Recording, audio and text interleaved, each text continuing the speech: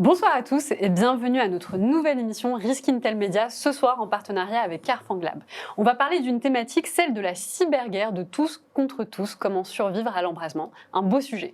Avec nous, 4 experts qui vont d'ailleurs se présenter avant de commencer les débats et je vais donner la main à Yvan pour se présenter en premier. Bonjour, alors je suis Yvan Kwiatkowski, chercheur en cybersécurité chez Carfang Lab et je travaille dans le domaine de la threat intelligence, c'est-à-dire qu'on cherche sur Internet ou dans les données de nos clients des traces d'attaques qui laisseraient penser qu'il y a eu une compromission. Et à l'aide de ces traces, on essaie de reconstituer des campagnes complètes qui permettraient de créer en fait, du renseignement qui indiquerait qui sont les attaquants qui sont actifs dans le monde cyber, quelles sont les méthodologies qu'ils utilisent, les virus qu'ils emploient pour parvenir à leur fin, etc. Et puis à la fin, on produit des rapports qui sont publiés sur notre blog et puis qui permettent d'enrichir l'outil pour améliorer les détections et puis bien sûr mieux protéger nos clients. Nous avons avec nous également Félix. Félix Aimé, merci Yvan, tu as fait toute ma présentation. Pareil, chercheur en sécurité pour une autre entreprise qui s'appelle Sequoia.io. On fait ce qu'on appelle de l'XDR, donc on récupère des logs qu'on va enrichir avec des règles de détection. On a aussi une partie Threat Intelligence pour enrichir ces logs et pour protéger évidemment nos clients.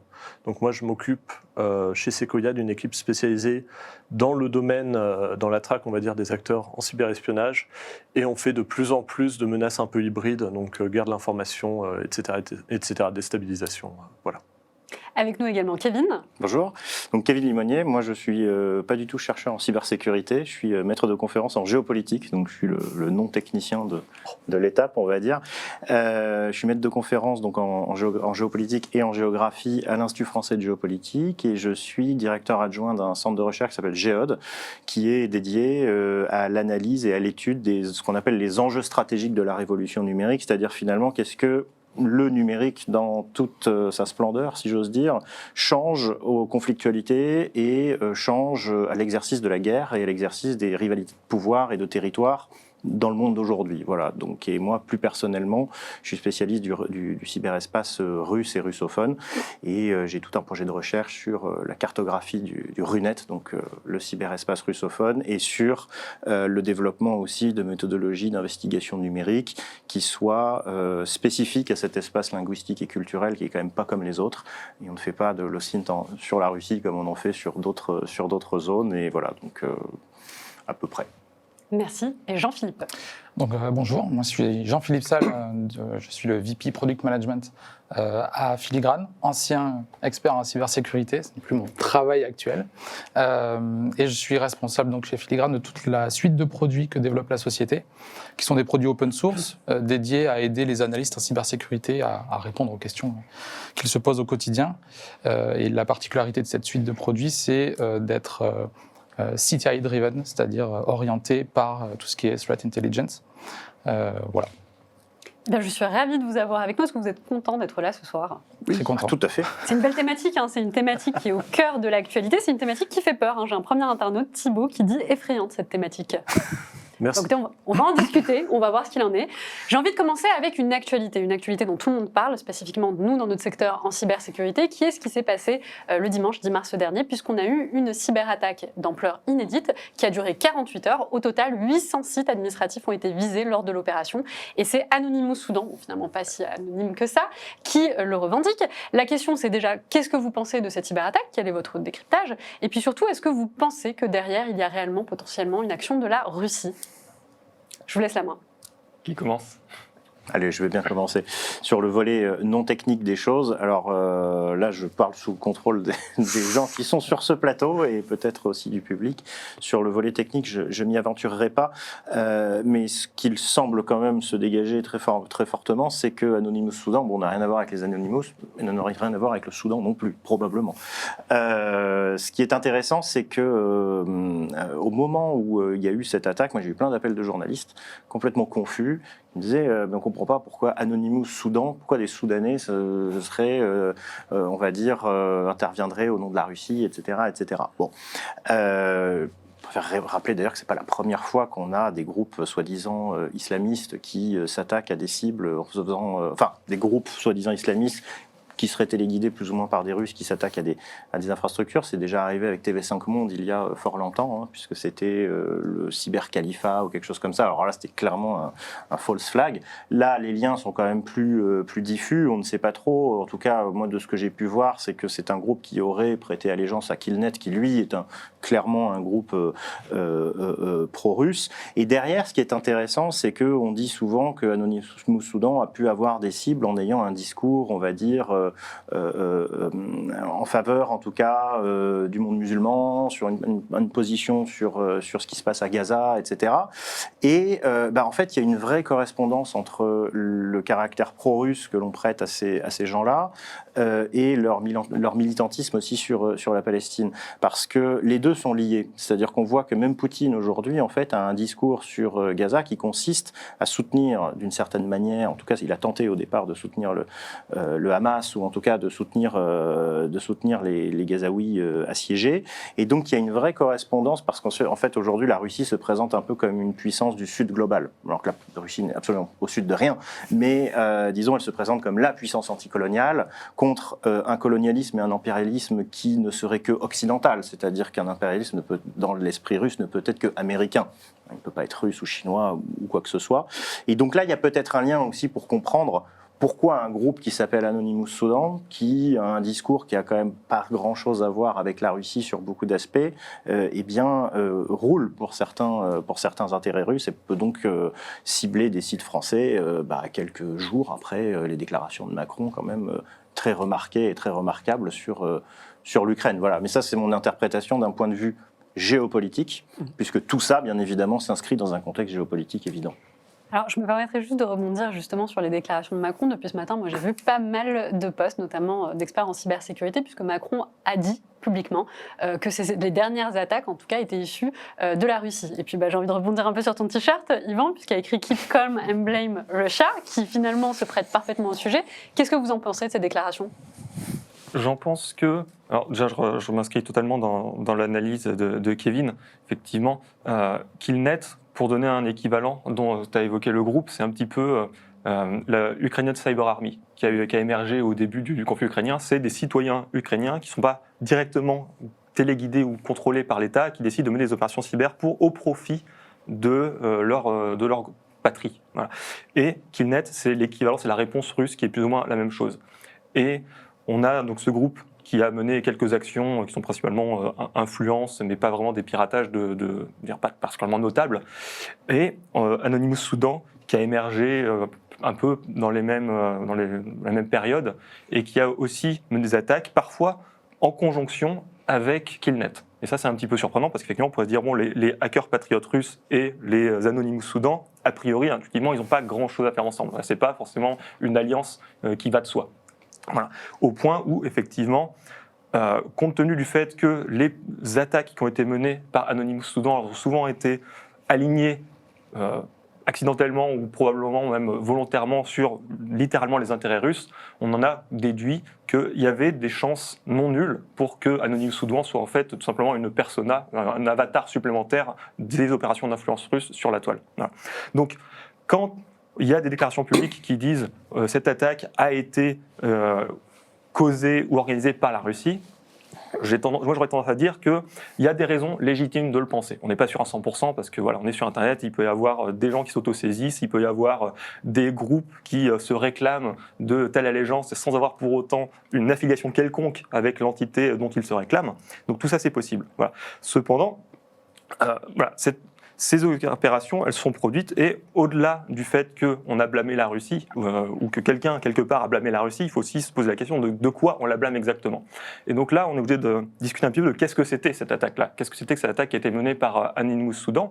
Et en pratique, c'est ce qu'on appelle une attaque par déni de service. Un déni de service, c'est quoi ? C'est le fait d'envoyer beaucoup de trafic sur un serveur jusqu'à ce qu'il ne puisse plus répondre. En fait, l'équivalent, c'est quoi ? C'est si jamais vous voulez bloquer tout un village, eh ben, vous envoyez 200 personnes à la poste et maintenant, tous les gens qui veulent aller à la poste, ils ne peuvent plus parce qu'il y a trop de monde au guichet. Voilà, c'est exactement ça. C'est de ça qu'on parle. Et donc, en termes de dangerosité, ça ne va pas très très très loin. C'est-à-dire que c'est un petit peu embêtant pour les utilisateurs des sites en question. Là, on parle de 800 sites administratifs. Je présume que pendant quelques heures, ces sites ils étaient inaccessibles. Je ne suis pas convaincu que ça ait changé la vie de beaucoup de monde. Voilà, je ne crois pas que... souvent, quand il y a des cyberattaques, on a des services marketing qui aiment dire il y a eu une nouvelle attaque désastreuse, des millions de dollars qui ont été détruits ou qui ont été volés, gaspillés, peu importe. Là, personne a osé chiffrer ces attaques-là. On a parlé d'attaques d'une ampleur inédite, je crois que c'était tes mots.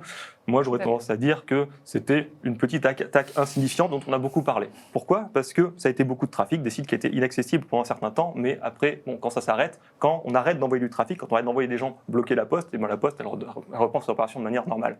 Et donc, moi, ce qui m'a beaucoup intéressé avec cette campagne spécifique, c'est non pas qu'elle se produise, mais c'est plutôt qu'on en parle autant. Parce qu'en général, des attaques par déni de service, il y en a tous les jours sur Internet. Elles ne sont pas forcément notables, parce que tout simplement, ça fait partie du bruit de fond qui est généré par le cybercrime habituellement. Et finalement, dans la mesure où il n'y a pas de dommages pérennes, c'est pas très important. Et moi, je pense que c'est vraiment la raison pour laquelle ça a fait autant de bruit, c'est parce que ça s'écrit justement dans un contexte politique et géopolitique particulier, où il y a une conflictualité avec la Russie qui est réelle, mais qui est aussi parfois un peu mise en scène à des fins peut-être politiques, et qui, à mon avis, ne méritait pas toute cette attention. Voilà. Et donc, voilà, je pense que c'est ça qui est important de dire, c'est effectivement, il y a eu quelque chose qui s'est produit. Est-ce que pour autant, je pense qu'on va venir sur la question, mais est-ce que ça constitue de la cyberguerre ? Je pense que là, il faut raison garder et puis redescendre un petit peu sur terre, parce qu'au final, moi, ce que je retiens, c'est qu'une attaque par déni de service, c'est justement, en fait, médiatiquement, tout le monde est gagnant. C'est gagnant pour les attaquants parce que ça leur coûte $20 plus ou moins de faire tomber différents sites pour pas cher, et puis ça fait une action qui est immédiatement visible.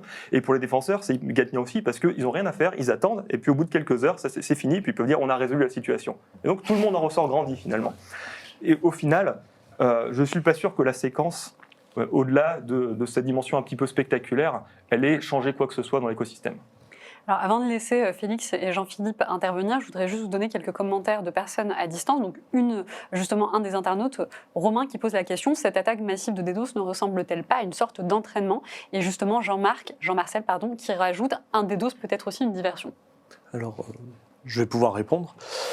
Concernant le narratif anti-Occident, notamment qu'on voit dans des modes opératoires russes et dans des modes opératoires plutôt des groupes d'activistes islamistes, ça c'est vraiment frappant, et on a vraiment une chronologie des attaques d'Anonymous Soudan qui suivent un peu des crises entre la Russie et d'autres pays.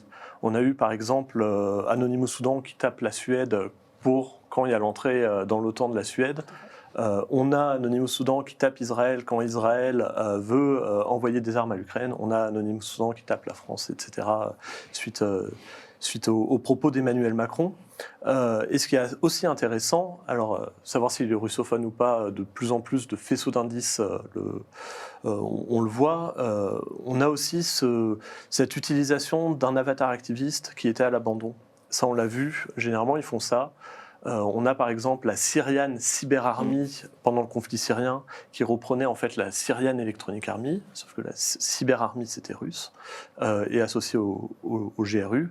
On a le Cyber Caliphate qui avait été médiatisé, qui était aussi associé à des services russes, le même service russe.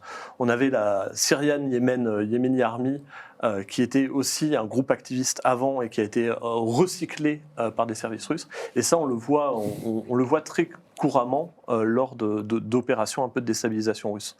Concernant ces attaques, on parle de 600 sites internet administratifs.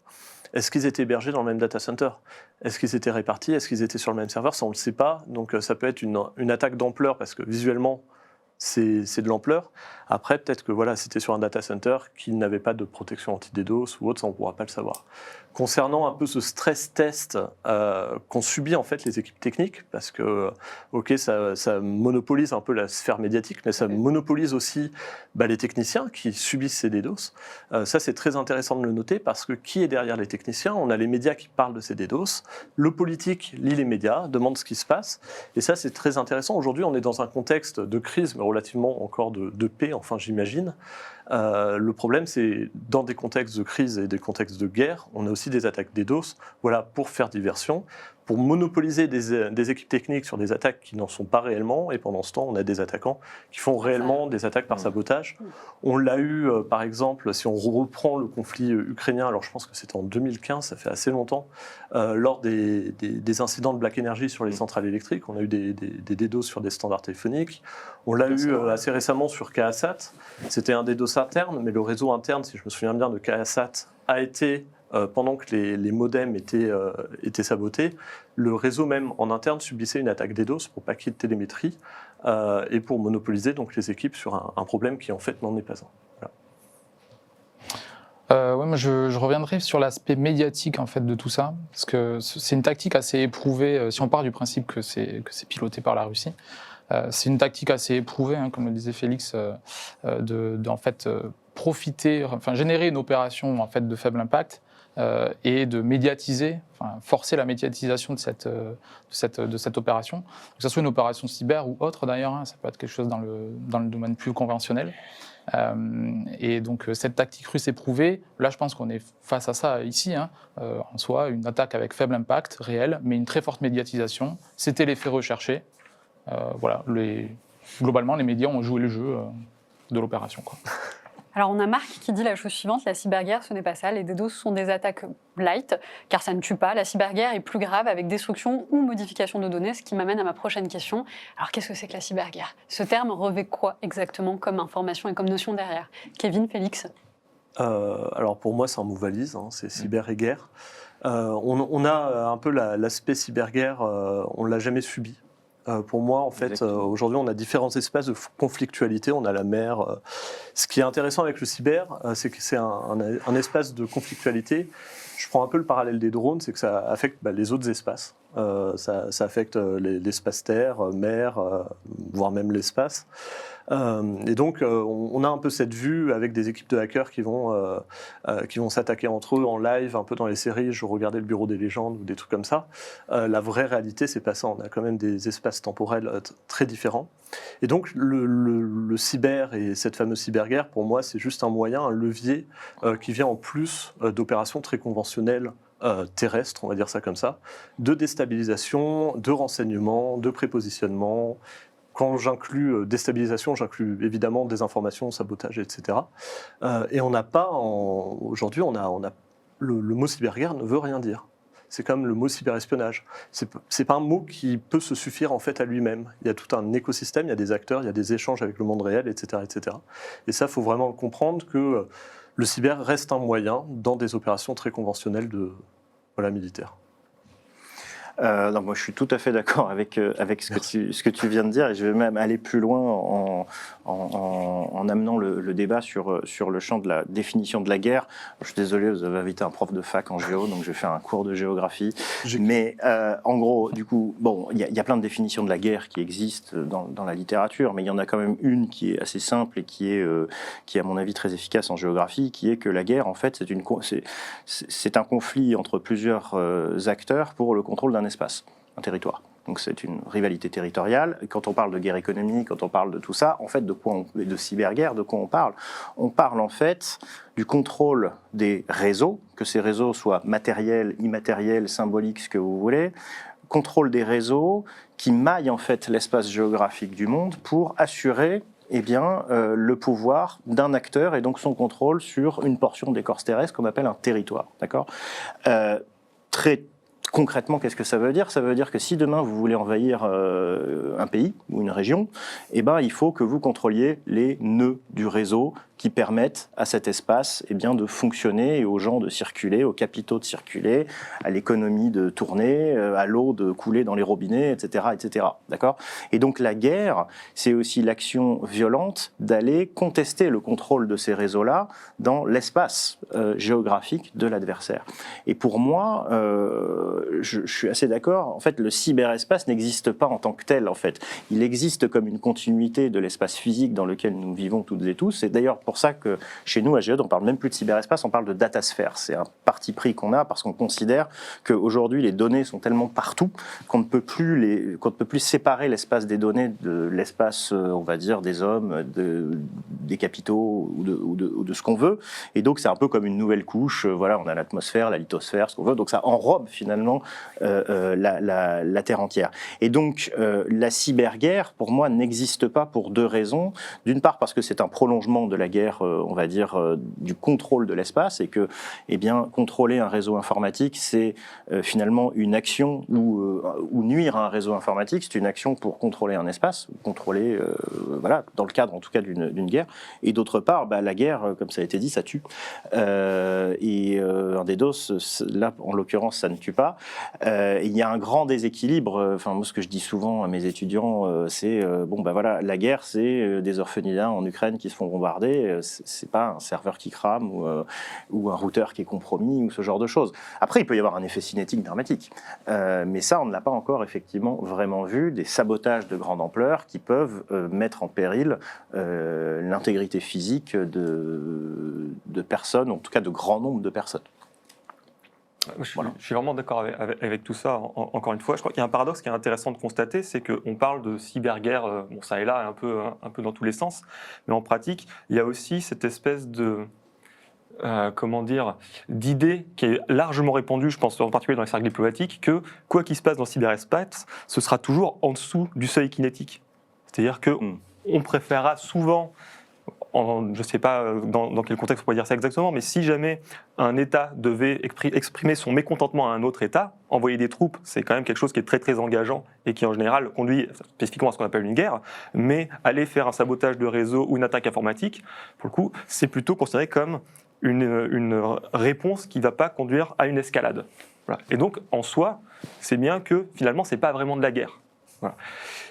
Donc il y a ce petit paradoxe-là. Et donc pour toutes les bonnes raisons qui ont été citées avant, c'est vrai que moi ce terme de guerre, je l'aime pas du tout parce qu'il est connoté vraiment très fort. Enfin la guerre, c'est quand même quelque chose d'un peu sérieux, quoi. Et ça c'est la phrase de l'émission. Voilà, ça va être la capsule qu'on va sortir. Voilà. Et en fait, ce qui se passe dans le cyberespace, c'est quand même beaucoup moins impactant.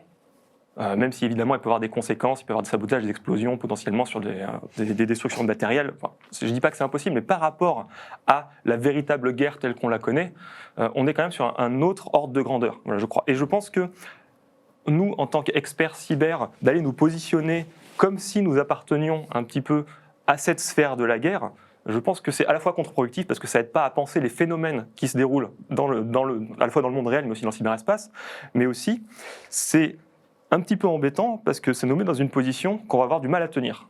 Spécifiquement, un exemple, pendant le début du conflit en Ukraine, il me semble que la société Cisco américaine a largement participé à la cyberdéfense ukrainienne. Ils ont envoyé des techniciens pour aider à faire de la réponse sur incident.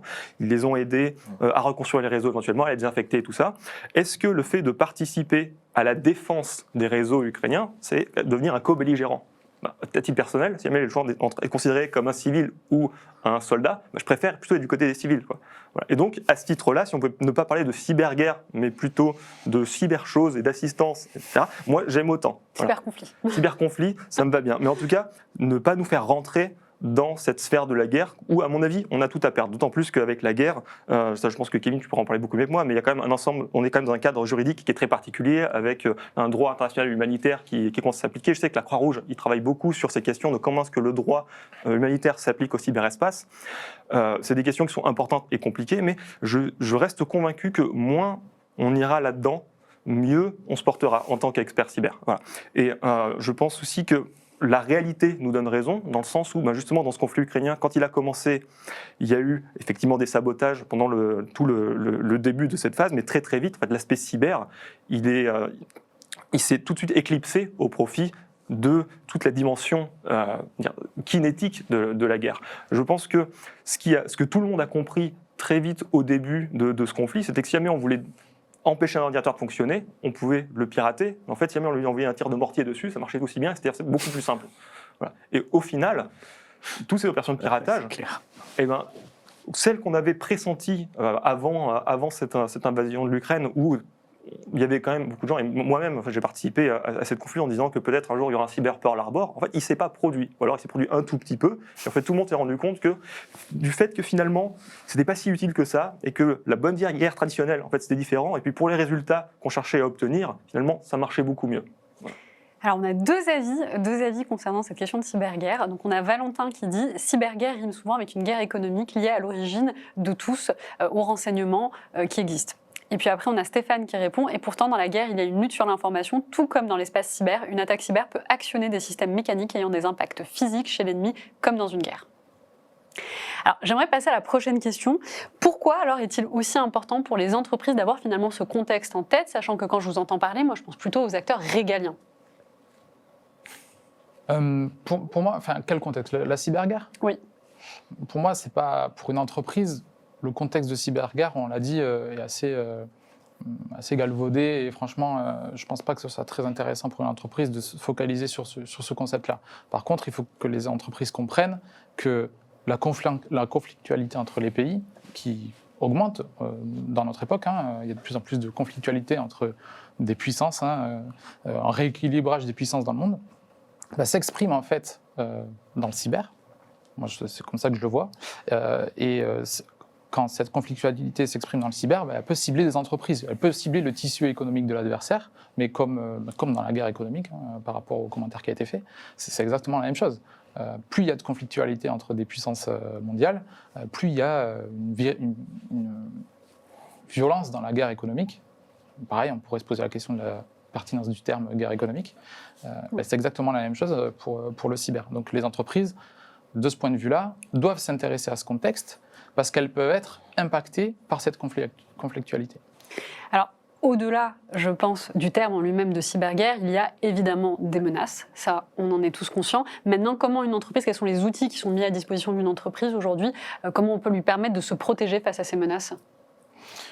Alors, il y a deux aspects par rapport à la menace. Il y a le fait de connaître la menace et le fait de pouvoir anticiper ces menaces. Connaître la menace, aujourd'hui, il y a plein d'outils.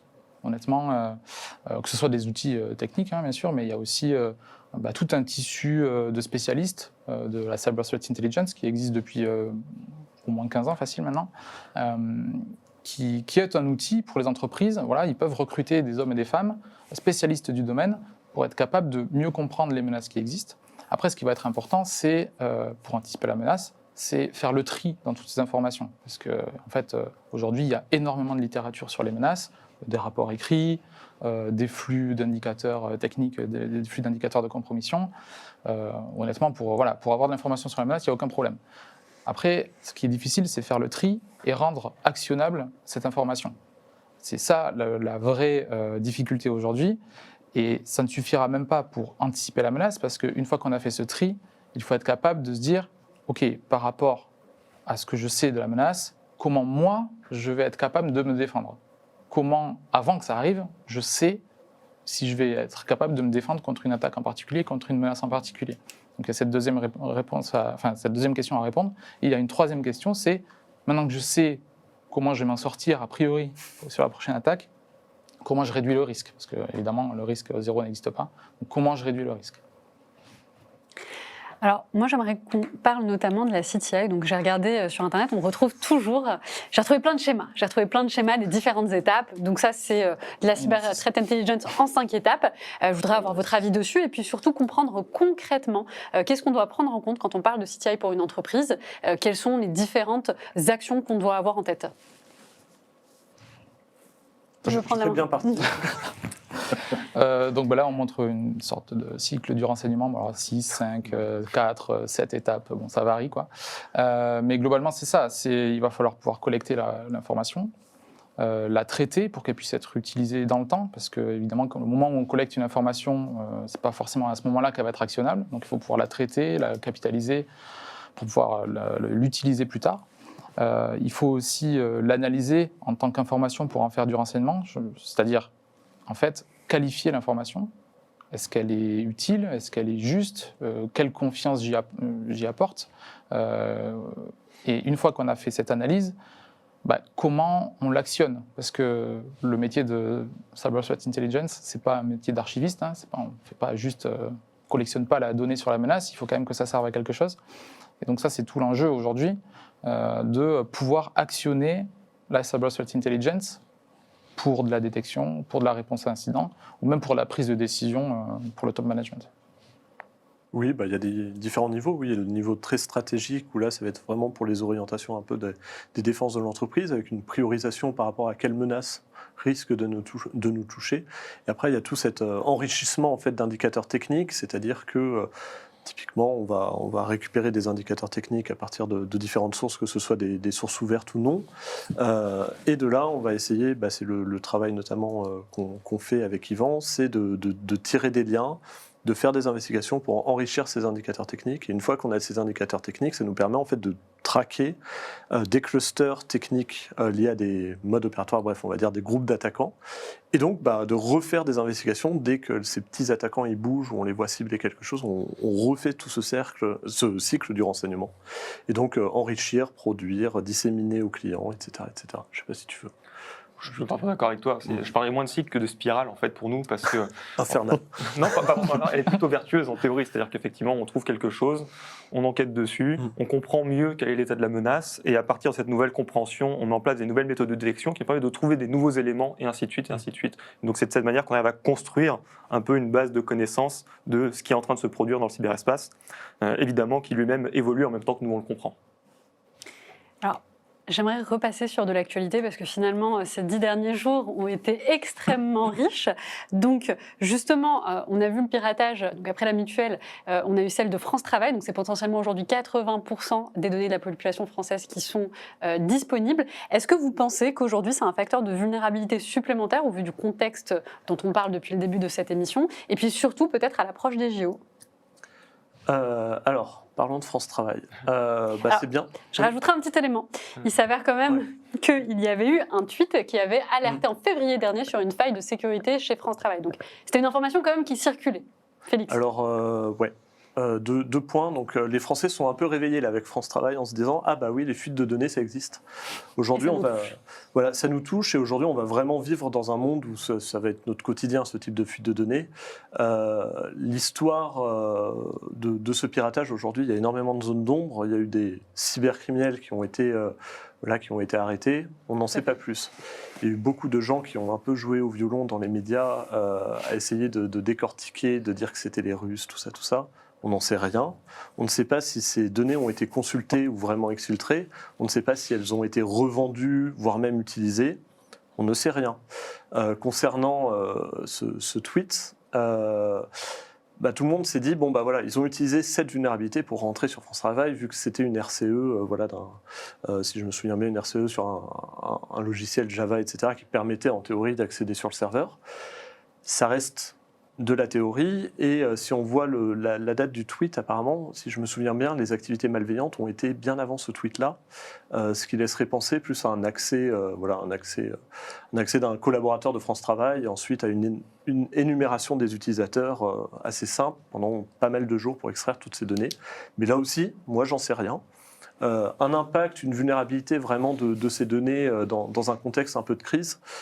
Je serai un service de renseignement, je n'ai pas besoin des données de France Travail pour déstabiliser, que ce soit la société française ou un événement tel que les JO. Ça, c'est vraiment une réutilisation sensiblement cybercriminelle. Aujourd'hui, on a des cybercriminels qui ne se contentent plus d'envoyer des simples pages de phishing, mais ils essaient de plus en plus de s'adapter aux victimes. On le voit d'ailleurs dans les SMS, etc. Et donc, ce serait plus fité plus au profil de la victime par rapport aux données qui ont été exfiltrées. Et donc, à la place d'envoyer un SMS avec rien du tout et juste un lien, là on aura le nom, prénom et le dossier, peut-être le dossier France Travail de la personne. Mais ça s'arrête là. Je pense que si il y a eu exfiltration et peut-être un jour réutilisation des données, ça on ne le sait pas, ce sera avant tout un usage cybercriminel. Puis en vrai, c'est un peu business as usual. Oui. Ça paraît impressionnant, 30 millions, etc. Ce genre d'ordre de grandeur, mais il existe dans les marchés cybercriminels des listes de plusieurs milliards d'accès. Franchement, c'est pas nouveau. On en verra d'autres et on en a déjà vu avant. Moi, ça me Alors, il y a Zakaria qui pose la question, y a-t-il une stratégie cyber à l'approche des Jeux Olympiques? Est-ce qu'on a une vraie stratégie aujourd'hui? Il faut demander à ceux qui en sont responsables. C'est ça. J'espère que oui. Alors normalement oui, moi en tout cas c'est les réponses que j'avais eues lors de l'émission sur Ils vont pas la dire table non. ronde. Voilà, ils vont pas dire non, effectivement, on aura l'occasion de voir de toute façon très prochainement ce qu'il en est. Une autre question qu'on a de la part de Maud, l'amplification du buzz sur France Travail peut-il être imputé à une main étrangère?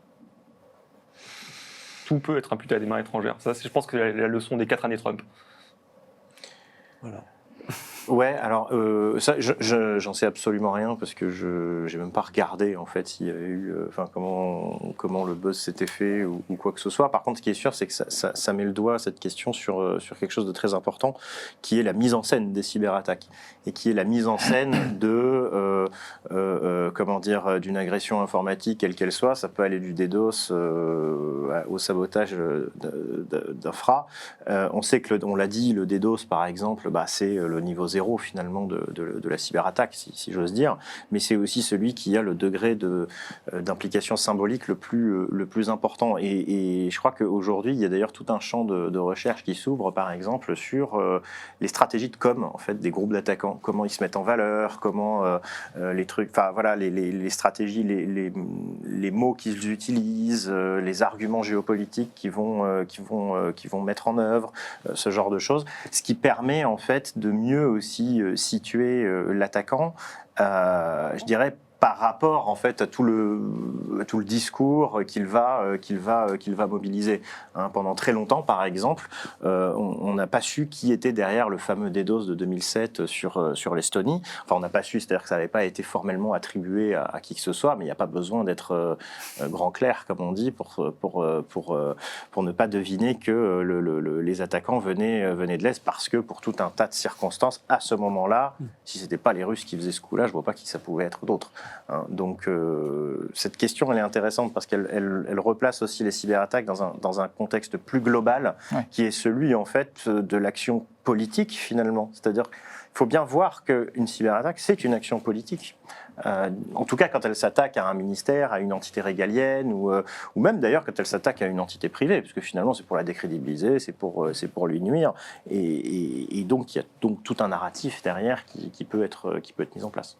Et on le voit, de plus en plus, il y a vraiment des groupes d'attaquants qui font du personal branding. Je pense notamment à des groupes d'attaquants de ransomware, Logbit ou autres, où des fois, ils sortent un peu la fanfare en disant oui, on a attaqué telle entreprise, on va leaker des données. On s'aperçoit en fait que ça aboutit d'une souris au final et que les données, c'était sur un serveur d'un prestataire, etc. Bon, il y a peut-être le logo de l'entreprise, comme quoi ça pouvait être lié à l'entreprise qui citait, mais ça s'arrête là. Et aujourd'hui, on assiste vraiment à ça, et les médias. Le problème de ces mêmes entreprises touchées par ce personal branding, c'est que c'est les cours en bourse, tout simplement. On a un Logbit ou je ne sais quoi qui proclame très fort qu'ils ont attaqué telle industrie de défense. Rien ne le dit, mais les médias en parlent déjà alors que rien n'a été prouvé. Et donc c'est de potentiel aussi, ça peut aboutir à des délits d'initiés ou des choses qu'on ne voit pas forcément. Tout le cyberespace peut être une conséquence de ce type d'attaque aussi. Ouais, et je pense que c'est vraiment un constat intéressant qui est de noter qu'on a presque une sorte d'inversion des valeurs actuellement sur le champ médiatique, et que les attaques les moins impactantes sont celles qui vont être très très médiatisées, tandis que de l'autre côté, on va avoir des intrusions qui vont faire fuiter des données industrielles, des secrets de fabrication, potentiellement des conversations entre dirigeants politiques qui seront en fait sur le plan diplomatiques ou économiques sont beaucoup plus graves et qui finalement soit ne seront jamais communiquées au public, ou alors, si jamais elles le sont, seront balayées sous le tapis justement pour éviter d'affoler les gens. Et je pense que là, c'est vraiment, en tant que défenseur, on a vraiment un travail à mener ici pour arriver à un peu lever toute cette confusion autour des différentes classes d'attaques qui existent, et puis d'arriver à remettre un petit peu l'église au milieu du village, comme on dit, puisqu'on a des expressions. Allez, soyons fous. Et pour arriver un petit peu à refaire cette classification de qu'est-ce qui est important et quelles sont les attaques qui méritent d'être médiatisées et celles qui, au contraire, ne devraient pas l'être. Alors, j'ai eu plusieurs fois une question qui est revenue et on me demande en fait, est-ce qu'on pourrait faire un petit focus et évoquer les cybermenaces qui proviennent d'autres pays, notamment de la Chine ou de pays occidentaux comme les USA? On peut en parler. Pour les USA, malheureusement, on ne les voit pas forcément parce qu'ils contrôlent un peu, le cyber. Et d'ailleurs, aujourd'hui, on a vraiment une guerre. Chine-USA, on l'a vu avec Huawei, ZTE, etc. On l'a aussi sur les applications avec TikTok ou autres. On voit vraiment, ils se tirent un peu la corde pour savoir qui va avoir la plus grande part, on va dire, du cyberespace. Désolé, Kevin. Alors ça, on le voit en termes de guerre économique. Mais voilà, s'ils contrôlent un peu ce domaine-là, évidemment, ils ne peuvent pas se priver. On a le scandale Prism, qui a aujourd'hui plus de 10 ans. Si je signe avec une société étrangère, il faut que ça fasse tilt dans ma tête. C'est une société étrangère, ils ne vont pas se priver, je pense, d'aller piocher quelques données ou d'aller en intercepter aussi. Pour ce qui est de la Chine, on les a vus pendant des années, et on était à l'Annecy avant avec Jean-Philippe, on les a vus pendant des années faire des attaques assez bruyantes, de type phishing, etc., sur nos industries, de tout type d'industrie et aussi des acteurs régaliens. Aujourd'hui, ils sont beaucoup plus discrets, beaucoup plus furtifs, c'est-à-dire que là où on a sensibilisé un peu tous nos employés sur les campagnes de phishing, blablabla, ne pas ouvrir, cliquer sur cette pièce jointe, aujourd'hui, ils attaquent en frontal, en fait, il n'y a plus d'interaction avec des employés, ils attaquent les routeurs, ils attaquent les serveurs, et ils attaquent aussi les prestataires. Donc ils se noient un peu dans un flux d'informations légitimes. Donc ils essaient en fait soit de se noyer dans un flux d'informations légitimes, donc on voit un administrateur qui se connecte, etc. Mais en fait, cet administrateur, c'est un Chinois. Soit ils vont essayer d'accéder à des îlots qui ne sont pas supervisés dans les réseaux informatiques. Donc là, ça va être tout ce qui est routeur, des serveurs, parce qu'il y a une grosse supervision sur les systèmes Linux, mais tout ce qui est Windows, mais tout ce qui va être Linux ou autre, ou des objets embarqués, ça, il y a beaucoup moins de supervision. Et c'est ça qu'ils vont attaquer. Donc on parle beaucoup moins aujourd'hui de cette menace chinoise, qu'on en parlait avant avec des affaires. Là, il y a encore Martin qui avait publié sur Bercy ou autre, qui a publié. J'ai hâte de lire ton livre si tu t'écoutes cette émission. Bisous, Martin. Voilà, aujourd'hui cette menace est toujours présente, sauf qu'elle est beaucoup plus furtive et donc évidemment elle apparaît beaucoup moins aux yeux des médias comme la menace. Ouais, je pense que pour faire un petit pas de côté par rapport à cette question, qui est plutôt que se concentrer sur quelles sont les spécificités des groupes d'attaquants qui viennent de tel pays ou tel pays, je pense que je crois que le titre de cette émission aujourd'hui, c'est la cyberguerre, tous contre tous, etc., etc. Et je pense que le constat qui est le plus important, c'est pas tellement de dire eux ils font plutôt ci, eux ils font plutôt ça, mais c'est plutôt de rester sur le fait que oui, tout le monde attaque tout le monde et que dans ce datadome, il n'y a pas forcément. Celui-là, je ne le connaissais pas.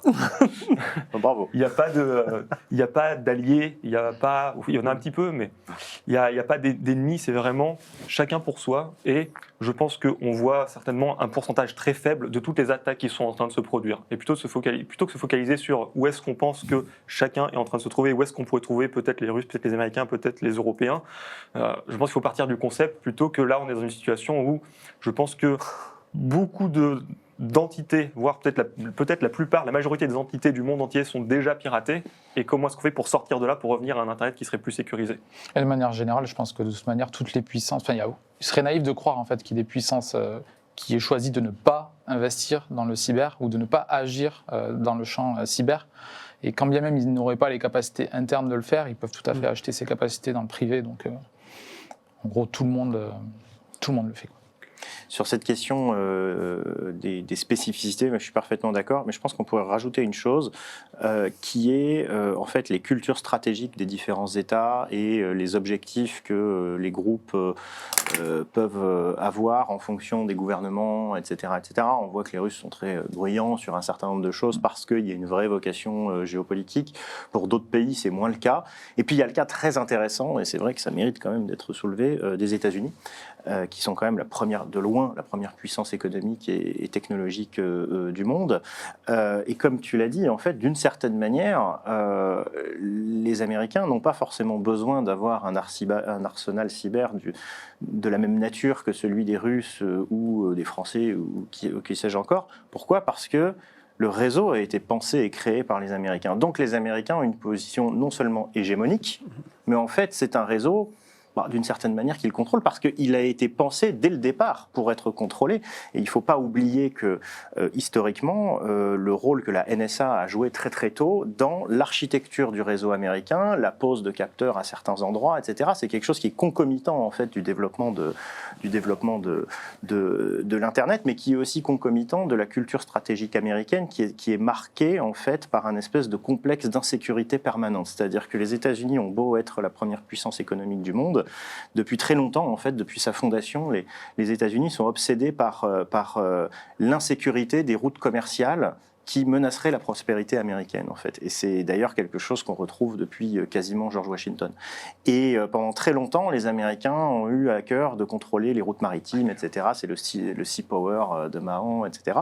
Mais en fait, aujourd'hui, on peut faire un parallèle avec le cyberespace, c'est-à-dire qu'en fait, pour eux, il y a une question de domination hégémonique du cyberespace, de l'accès à tout le temps, pour pouvoir en fait continuer à contrôler ce réseau qui est quand même aujourd'hui un de leurs principaux atouts géopolitiques. Quand on regarde les leaks de Snowden qui datent d'il y a quand même maintenant 11 ans, on voyait des choses absolument impressionnantes à l'époque. Je me demande même quel genre de dinguerie ils sont capables de faire aujourd'hui. Vous voyez, ils ont aussi la culture de positionner sur les aspects normatifs des choses. Ce qui fait partie d'une forme d'hégémonie. C'est ça exactement. Dans cette idée de contrôler en fait l'objet d'intérêt, ils se placent sur l'aspect normatif de l'objet et pas tant sur les opérations d'influence ou ce genre de choses. Et tout à l'heure, tu as brièvement parlé des acteurs privés auprès de qui on peut acheter des capacités. Je pense que c'est un point qui est super intéressant et auquel il faut qu'on vienne. Peut-être que tu peux poser... C'est ma question d'après, je t'en prie, tu sais quoi ? Vas-y. Ok.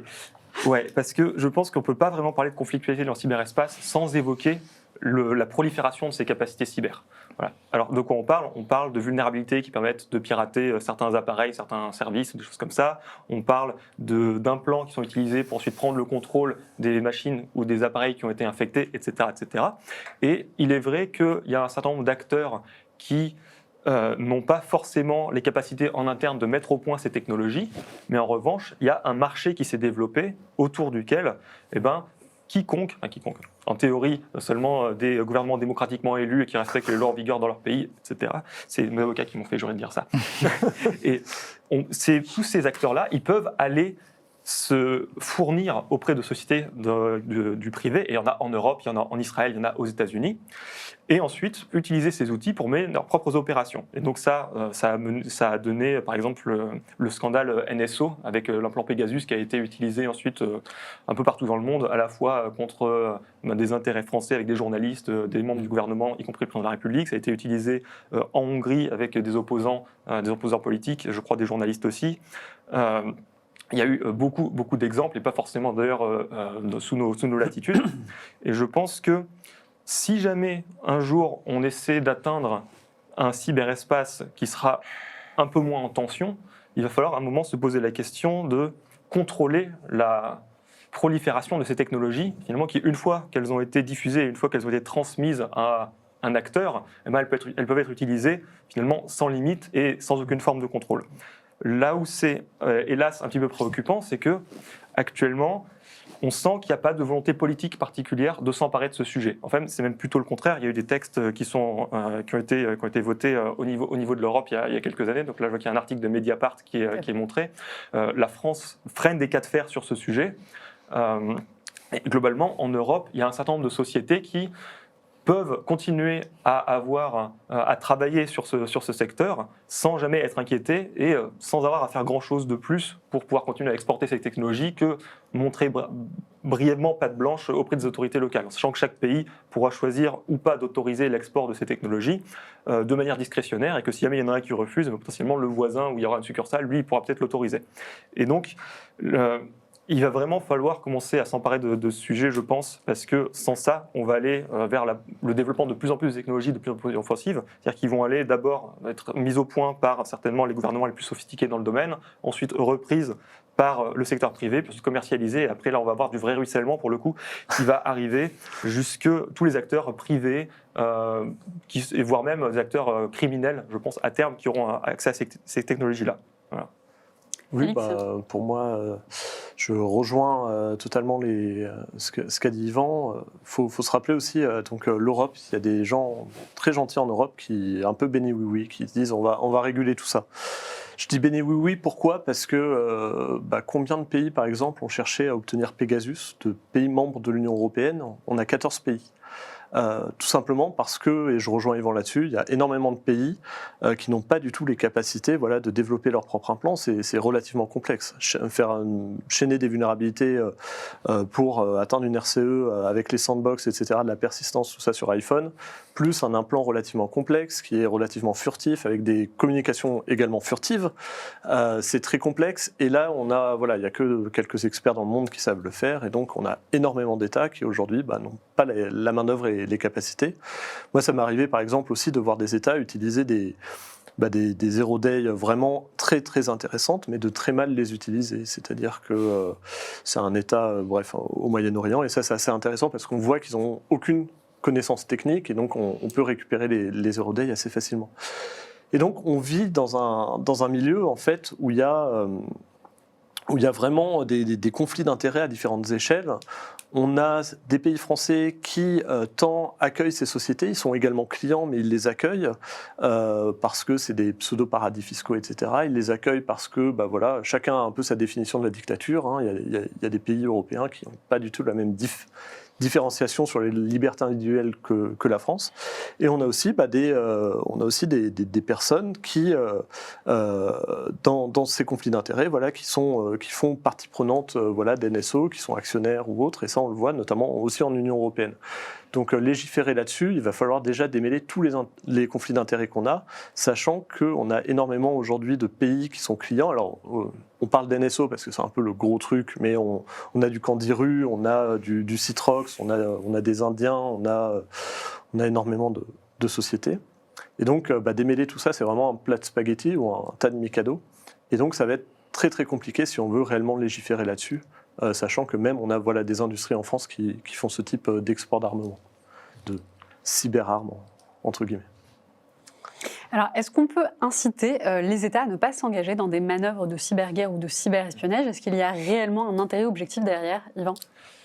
Un intérêt objectif, c'est vrai que c'est une très très bonne question, parce que moi je reste convaincu que fondamentalement, les États, ce sont des acteurs rationnels.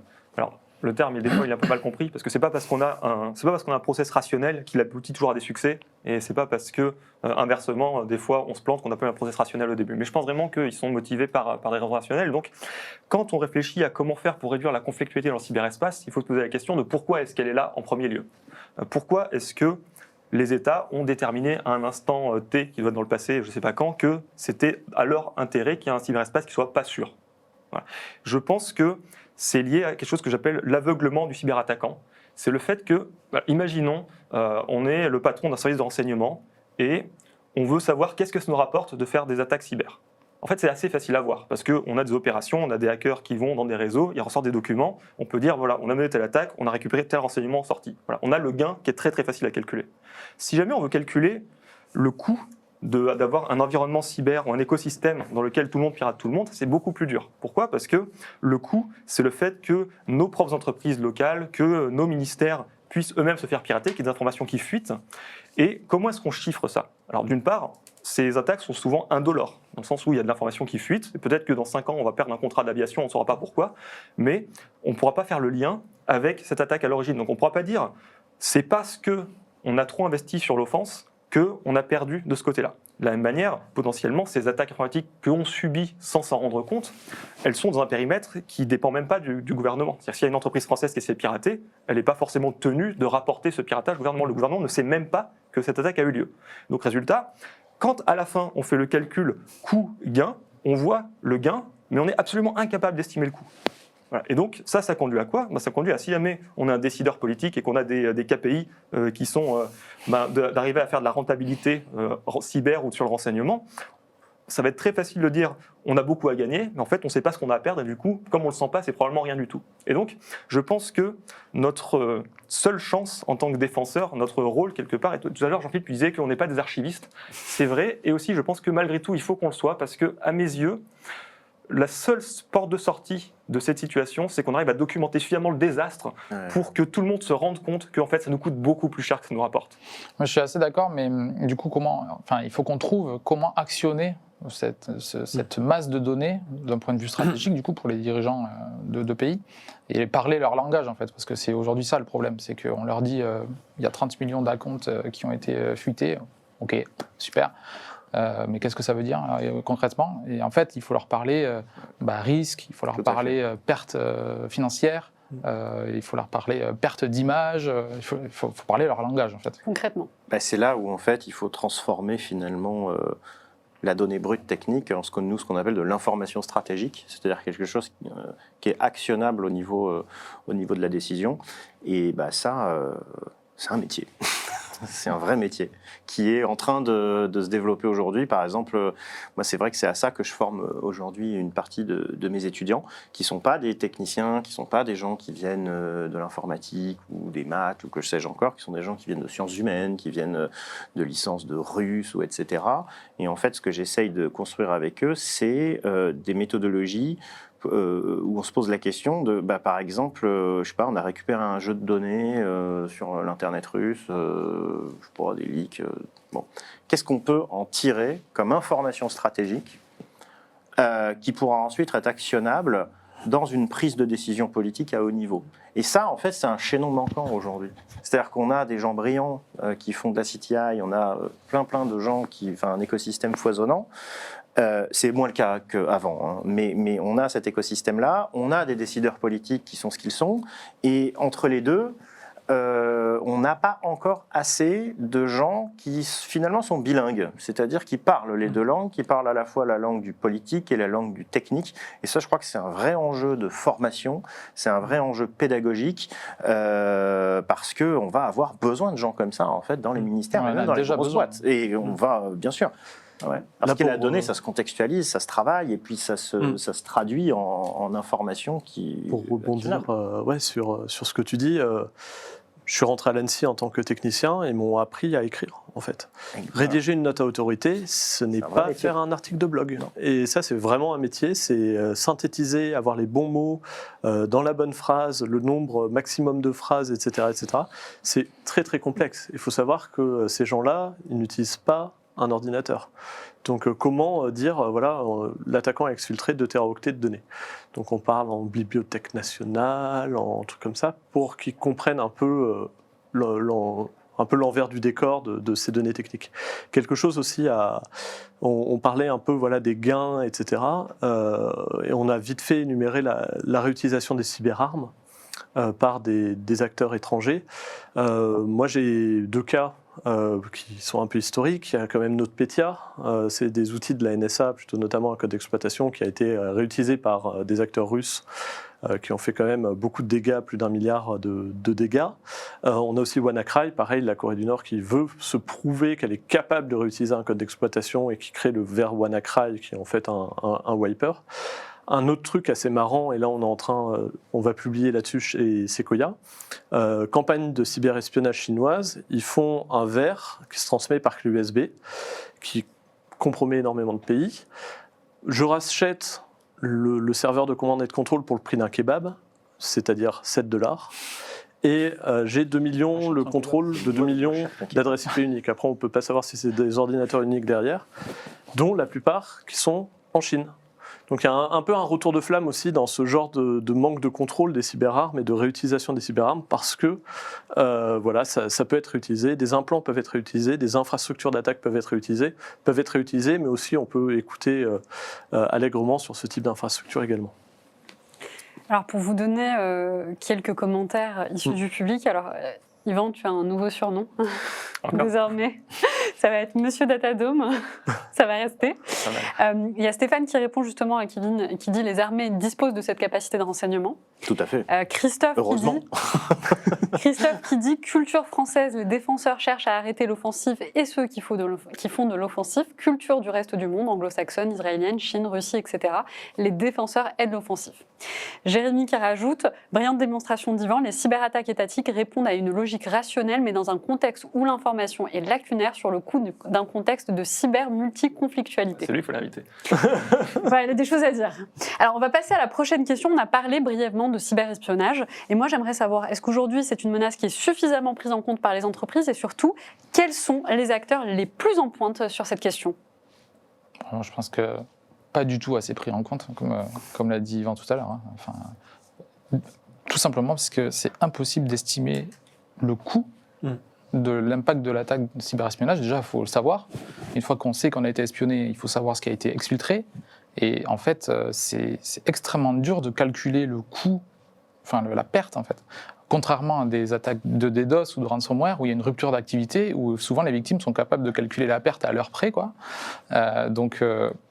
C'est ça en fait la difficulté. Et on en revient au sujet de comment les défenseurs vont expliquer l'attaque de cyberespionnage en des termes financiers de risque pour faire comprendre aux décideurs quel est l'impact réel. Donc voilà, il y a une responsabilité de la part des défenseurs de savoir parler le langage des décisionnaires. Et évidemment, il y a une responsabilité des décisionnaires de sortir aussi de ce concept assez court-termiste de quelle est ma perte vis-à-vis de l'événement et d'essayer de voir ça de manière un peu plus générale. Il y a eu des attaques par cyberespionnage qui ont généré des fuites de propriété intellectuelle et on a vu quelques années plus tard, effectivement, des concurrents développer très rapidement des produits très similaires. Voilà, on voit très bien le lien. Du coup, un dirigeant devrait être capable d'imaginer ce scénario et de le chiffrer également. Là, on parle de produits, mais on ne parle pas aussi de recherche et développement et technologie. Aujourd'hui, on a vraiment des modes opératoires sophistiqués qui s'attaquent à des verticales industrielles et ils volent le futur de la R&D française. Moi, ça m'arrivait à l'ANSSI, bon, je ne dirais pas les victimes ou autres, mais voilà, je rentrais chez moi et je me disais, mais qu'est-ce qu'on va faire face à des exfiltrations pareilles en fait, c'est notre futur sur des technologies de pointe ou autres qu'on retrouve dans les plans quinquennaux chinois, ils siphonnent tout. Et ça, c'est vraiment... Alors, est-ce que toutes les entreprises aussi devraient s'en préoccuper ? Déjà, préoccupez-vous des ransomware. Des ransomware et de la cybercriminalité standard. Le cyberespionnage, on va dire qu'il y a beaucoup plus de ressources en technique qu'humaines. Donc, si vous êtes vulnérable déjà à des ransomware, ils passeront les doigts dans le nez des acteurs beaucoup plus motivés. Et c'est vraiment ce que je voulais dire. Allez-y par palier, déjà de la cybercriminalité un peu standard, vol de compte email, etc. Ensuite, on va dire ransomware, ensuite les problématiques de cyberespionnage. Je pense que les acteurs qui sont ciblés, alors peut-être pas pour les TPE, PME sur des technologies vraiment de pointe, mais les très grands acteurs du secteur aujourd'hui sont en lien avec les autorités là-dessus. Et voilà, on commence à avoir vraiment un réseau d'échanges via l'Intercert, même l'ANSSI fait un rôle remarquable là-dessus. Et donc ceux qui doivent vraiment se préoccuper de ces problématiques de cyberespionnage le savent, j'espère. Je touche du bois. Il y a quand même des secteurs d'activité qui sont plus en pointe que d'autres, notamment le secteur de la défense qui est quand même beaucoup plus alerte sur le sujet, effectivement. Alors, avant de finir cette table ronde, j'aimerais qu'on parle rapidement de l'IA, puisqu'on en entend parler à toutes les sauces. Forcément, on ne peut pas y déroger. Est-ce que l'IA pourra remplacer le travail des analystes ? Kevin ? Alors, ça dépend ce qu'on appelle un analyste. Effectivement. Dans mon sens à moi, c'est pas forcément un analyste technique, mais plutôt, on va dire, un expert. Je pense pas, très honnêtement, parce que on en parlait justement avant l'émission. Il y a forcément. Alors là, c'est vraiment mon opinion, mais je pense qu'il y a forcément une part d'originalité et je dirais un petit grain de folie de l'être humain que la machine n'aura pas et n'a pas et n'aura peut-être pas pendant très longtemps. Je crois que plutôt que de parler de ça, moi je parlerais plus d'augmentation des capacités de l'analyste par l'IA. Et on commence déjà nous à le voir, même en géopolitique, c'est vous dire, qui est quand même pas le domaine le plus perméable aux nouvelles technologies, c'est justement comment est-ce qu'on peut utiliser les IA aujourd'hui développées sur le marché, par exemple, pour aller traiter des grandes masses de textes ou ce genre de choses. Et en fait, ça nous aide vachement. Et donc, moi, plutôt que de penser à un analyste qui serait une intelligence artificielle, je penserais plus à un humain augmenté, après pour le meilleur et pour le pire. Je pense qu'en fait, celui qui remplacera l'analyste, c'est l'analyste qui saura se servir de l'intelligence artificielle sous toutes ses formes dans son travail quotidien, mais je pense que c'est le cas pour tous les champs, pour tous les domaines d'activité en vrai. Ouais, très souvent, en fait, la question de l'IA dans la cybersécurité, elle est présentée sous l'angle de la révolution ou de la rupture, et je pense que ce n'est pas le bon angle. C'est-à-dire que je ne crois pas que l'IA va révolutionner le monde de la cybersécurité de telle sorte qu'il y aura un avant et un après. Effectivement, on va avoir des gains de productivité à tous les échelons. Moi, je les ai ressentis quand je fais de la rétro-ingénierie, je les ai ressentis quand je traite des documents qui ont fuité, et aussi quand je rédige des rapports des fois pour m'assister. Donc, je vais plus vite, je suis plus efficace, mais ça ne va pas changer fondamentalement ma manière de travailler. Je pense que on a un peu un aveuglement ou on dirait un effet de tunnel autour de l'IA et la cybersécurité, là où à côté, à mon avis, il y a des domaines qui sont connexes à la cybersécurité, où l'IA va avoir beaucoup plus d'impact et qui sont, pour moi, à la fois la lutte informationnelle ou les opérations d'influence. Là, je pense que sur les questions de désinformation, l'IA ça va être une révolution, ou ça est déjà une révolution, et la surveillance, les technologies de surveillance ou de suivi des individus, comportementaux, etc. Là, je pense qu'il va y avoir un impact, mais nous, on va être moins touchés. Parfait. Eh bien, écoutez, on arrive à la fin de cette émission. Je vous remercie de vous être prêté au jeu de mes questions. Alors, merci également au public. Vous étiez des centaines à nous suivre. Je suis désolée, je n'ai pas pu poser toutes les questions que vous nous avez soumises. En tout cas, j'ai pu en poser quelques-unes. Cette émission est en partenariat avec Arfanglab. On était heureux de vous avoir avec nous ce soir. Et puis, j'espère vous voir pour une prochaine émission. Bonne soirée et merci à tous. Merci. Merci.